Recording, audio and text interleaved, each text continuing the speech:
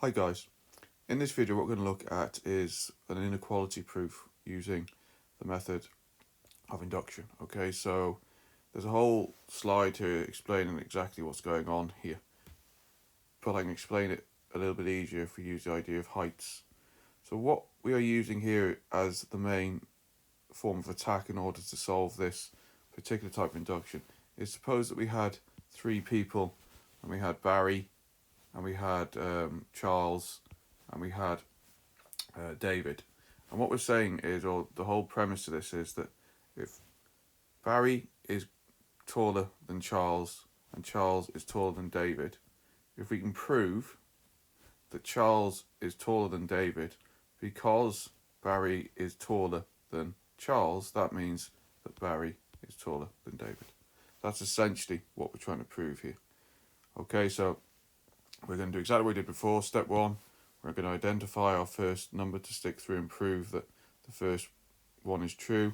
We're going to assume PK is true. We're going to work out PK plus 1, get the linkage that we've been doing in the previous ones. I'm going to draw the usual conclusions that we've had before. Okay, so I'll just give that a go now on the next slide. Okay, on this slide we've been asked to prove by induction that n plus 1 factorial is greater than or equal to 3 to the power of n. You can see here where it says for all values of n, where n is a natural number, but n has to be greater than or equal to 5 here. So the first thing we do is we write down p of n like we've done before. So p of n, and this here is n plus 1 is factorial. It's greater than or equal to 3 to the power of n. And I'm going to stick in the number to show where this is actually true. We're told that n has to be greater than or equal to 5 here, so we're going to put p of 5 through. Okay, so p of 5, you can see here that means we're going to get 5 plus 1 factorial. It's greater than or equal to 3 to the power of 5. If we work out 5 plus 1, that's just 6 factorial. So 6 factorial is greater than or equal to 3 to the power of 5. 6 factorial is 720, and 3 factorial is 343, and therefore that is true. So that means we're going to assume now, as we did before, that p of k is true. Okay, so just change all the n's to k's. So what we're saying is k plus 1 factorial is greater than or equal to 3 to the n. So just rewrite the whole thing. So now we're going to test p of k plus 1, which means, remember, wherever we see a k here, we're going to replace it with k plus 1. So for the first one, what we're going to end up with is k plus 1, which is k plus 2 factorial, is greater than or equal to 3k to the plus 1 there. Okay, so that's what we've got to try and show. Now remember, what we're going to be doing is we're going to be using this previous statement here. So we're going to substitute this somehow into here in order to try and prove this. Okay, now I'm just going to go to the side before I do that, because I'm going to show you something to do with factorials, which we may have forgotten. So remember that n factorial is equal to n minus 1, n minus 2, and it goes all the way down to 3 times 2 times 1. But we could also say that n factorial is equal to n by n minus 1 factorial. Okay, so they're the same things, because n minus 1 factorial will then go all the way down to 1 as well. But the reason we're going to use this, if we have a look at k plus 2 factorial, that's equal to k plus 2, then we take 1 off. If we take 1 off, that's going to become k plus 1, and we can just say that's factorial. Now there's a reason I've done that. It's going to use that in the next line. So I'm going to use that in this line here. So I'm going to break up the k plus 2 factorial. So k plus 2 by k plus 1 factorial is greater than or equal to 3k plus 1 on the right hand side. And you'll notice now here that k plus 1 factorial is larger or is greater than or equal to 3 to the k. So what we're going to do is we're going to get rid of this k plus 1 factorial here, and we're going to put 3 to the k. Now if we can prove it for 3 to the k, then it'll prove it for the k plus 1 factorial, because this is at the beginning when I said Barry is greater than Charles, or whoever it was, whoever's name I said. So what we're going to do is we're going to prove it with Charles here, and if we can prove it with Charles, it means that Barry must be bigger, and therefore the proof still holds. Okay, so let's change them in, and if we change them in, we end up with k plus 2, and the substitution which comes from here, look, so k plus 1 factorial now is equal to or greater than 3 to the k, so that's where the substitution comes in. That's going to be 3 to the k. It's greater than or equal to, and what I'm going to do is going to break this up. The 3 to the k plus 1 is 3 to the k times 3 to the 1, so what we're going to end up with there is 3 multiplied by 3 to the k. Hopefully you can see, guys, both sides we now have 3 to the k, which will cancel out. Okay, so which means we've now got k plus 2 is greater than or equal to 3. That means that k is greater than or equal to 1. So what we're saying here is that if k is greater than or equal to 1, then this relationship will hold. But we know from the original, I know I didn't write this down here, maybe I should have, that n is greater than or equal to 5, which means that we're assuming that k is already greater than or equal to 5. And we're just saying that as long as that is true, so you can see here the n is greater than or equal to 5, we're saying that k has to be greater than or equal to 1, but in order for this to hold, it has to be greater than or equal to 5. Therefore, we can say this is true.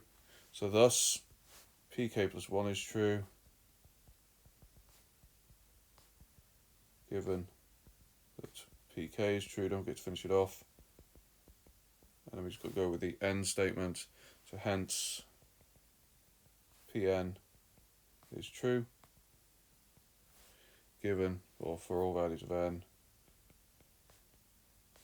values of n is a member of the natural numbers, and also that n is greater than or equal to 5. So second example, it says prove by induction n squared is greater than 3n plus 1, where n is a member of the natural numbers and n is greater than or equal to 4. So our p of n in this case, n squared is greater than 3n plus 1. And we've got to stick 4 through it, 'cause that's what it says. So p of 4 squared is greater than 3 by 4 plus 1. And 16 is greater than 3 4 is 12 plus 1 is 13. Happy days. So assume pk is true. K is true. Okay, so what we're saying is we're going to assume that k squared is greater than 3k plus 1. And then we're going to test pk plus 1 as usual. Okay, so then wherever we see k, we're going to replace with the k plus 1. So k plus 1 on the left-hand side squared is greater than 3. K plus 1 on the right-hand side plus 1. Hopefully you can see with a bit of jiggery pokery, that's going to be 3k plus 3 plus 1, so that's going to be 3k plus 4 on the right-hand side. So the only thing we can do here is multiply out the left-hand side bracket here. So we're going to multiply this out. If we do that, we're going to get k squared plus 2k plus 1 is greater than 3k plus 4. And this is now where we're going to use the substitution. We have k squared is greater than 3k plus 1 here. So wherever we see k squared down here, we're going to replace it with 3k plus 1. So it's just this thing here. So this now becomes 3k plus 1, the k squared, and everything else stays the same, plus 2k plus 1 is greater than 3k plus 4. Collect all the k's together on the left hand side, we get 5k plus 2 is greater than 3k plus 4. It means we end up with 2k is greater than 2 on the other side, which now means that k must be greater than 1. Now again, remember, if we go and look at the definition, that our n has to be greater than or equal to 4 for this to work, and our k is greater than 1, or our k has to be greater than 1 for it to work. Well, that means that because our n is greater than or equal to 4, when we get to here, the k is also have to be greater than or equal to 4. We've proven that for this to work, k has to be greater than 1, so therefore this will work, because we are happy that it's true, because k must be greater than or equal to 4. Okay, then we just have to finish it off with the thus pk plus 1 is true if pk is true, and then finish it off with the end statement, which is hence p of n is true for all values. So Pn is true, you can just put it if you want, guys. N is a member of the n family, and n is greater than or equal to 4. And that's that one done. So they're nice and easy, these ones. The last one is a slightly different technique, but still pretty much the same. So again, we've been asked to prove by induction that 3 to the n is greater than n squared for all values of n, where n is a natural number and n is greater than or equal to 2. So again, let's just start going through this process. It's the same sort of idea. P of n So what we have is 3 of n is greater than n squared, and n has to be 2 or more, so let's put 2 through, which means we can get 3 squared is greater than 2 squared. That's quite obvious that 9 is greater than 4, so that works quite nicely. So we can now assume that pk is true. Okay, so we can just change them over as we've been doing it before. So that's going to be 3 to the k is greater than k squared. I'm going to test pk plus 1. So this is all just like we've been doing before. So test pk plus 1. So we've got 3 to the k plus 1 is greater than k to the k plus 1, sorry, to the square. So that's what we have so far. Remember, we're trying to get 3 to the k here, so we can substitute in k squared. We've got 3 to the k plus 1, so we need to break that one up. So what we have there is we have 3 to the k multiplied by 3 is greater than, I'm just going to get the square out, probably going to need it later anyway. So k squared plus 2k plus 1. 3 to the k now, we can swap that around for k squared, and it's multiplied by 3 here. So we're going to get 3k squared, okay, is greater than k squared plus 2k plus 1. And that means we can take everything across to the left hand side, can we? Yep, so let's have a look. We've got 3k squared minus k squared, so we've got 2k squared minus 2k. And I'm going to keep the 1 on the other side, in fact, so it's greater than or equal to 1. I can factorise this. The reason why I've done that is so I can factorise this left hand side to get to 2k out, and I'm going to get k minus 1 is greater than or equal to 1.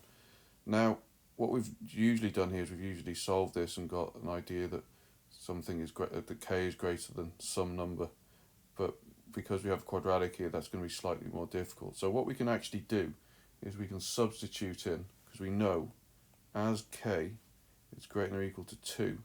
Hopefully you can see, guys, the way this has been set up is that if we put 2 in here, then this is always going to be 1 less. So this is always going to give us a positive answer. For example, here we're going to get 2 by 4, 2 by 2, which is 4, and then we're going to get by 1. And as this increases, so as k gets larger, this is just going to get larger. And as long as we can beat it for the first inequality, it's always going to work. So let's see if it works for the first inequality. So what we end up with is 2 by 2 multiplied by 2 by 1. Is that greater than 1? Then we've got 4, basically 4 by 1. And we can say that, yeah, 4 is definitely greater than 1. And this number here can only get larger due to the fact the way we've set up this inequality. Okay, so that means that because we know that, we can say, thus 2k, k minus 1 greater than 1 is true. And then it's just a case of finishing off everything else that what we have here. Then we can say thus pk plus 1 is true. The old given pk is true. And then the final thing is then is that hence Pn is true, where n is a member of the natural numbers and n is greater than or equal to 2. So the difference between this and the previous two is that when we get to this sort of idea here where we get the quadratic, we can't sort of solve it. So we set it into a way that we can say, right, okay, if it works for one number and we can see it logically works for the next one. So if k is greater than or equal to 2 here, it works for 2. And we can see that this is just going to get larger and larger and larger, just the way it's set up.